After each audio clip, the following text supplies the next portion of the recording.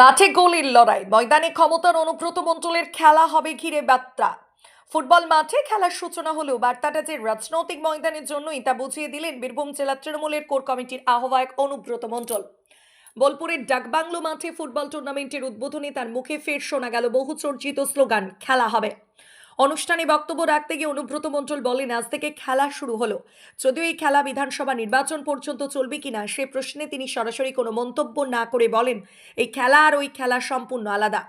তবু ফুটবল মাঠের মঞ্চ থেকে এমন রাজনৈতিক ইঙ্গিতপূর্ণ বার্তা ঘিরে শুরু হয়েছে জোর জল্পনা। খেলাধুলার প্রসঙ্গে টেনে অনুব্রত বাবু বিরোধীদের উদ্দেশ্যে কটাক্ষের সুরে জানান, মাঠে যেমন গোলের জন্য লড়াই চলে, তেমনি ময়দানের চলে ক্ষমতার লড়াই। তার বক্তব্যে স্পষ্ট সংগঠন তৈরি ও প্রস্তুতির দিক থেকে তৃণমূল যে পিছিয়ে নেই সেই বার্তা দিতে চেয়েছেন তিনি। অনুব্রত মণ্ডল নিজেই খেলায় নামবেন কিনা এই প্রশ্ন এড়িয়ে যান তিনি। তবে তার বক্তব্যে কর্মী সমর্থকদের মধ্যে যেমন উদ্দীপনা বেড়েছে, তেমনি রাজনৈতিক মহলের মতে বিরোধী শিবিরে বাড়ছে অস্বস্তি।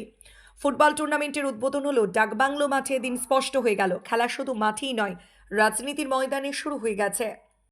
এই খেলা তো ধরো বীরভূমে কোনো জায়গায় হয় না, এই প্রথম হলো। সুন্দর পরিবেশ এবং এটা একটা বিরাট আশ্চর্য ব্যাপার, যেন সুন্দরভাবে খেলাটা হয় এবং এই পরিবেশটা যেন ঠিক থাকে, এইটাই আশা করি।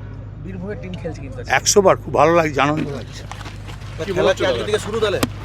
খেলা কি আজকে থেকে শুরু তাহলে? আজ থেকে শুরু হলো খেলা, শেষ ফাইনালে শেষ হবে। এই খেলা কি বিধানসভায় চলবে দাদা?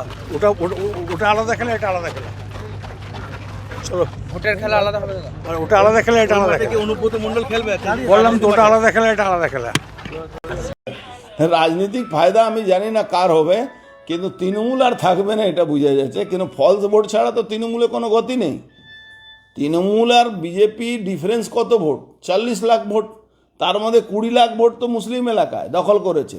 তার মানে আপনি যদি ধরে নেন 3% ভোটের ডিফারেন্স আছে। 3% ভোটারের ডিফারেন্স আছে।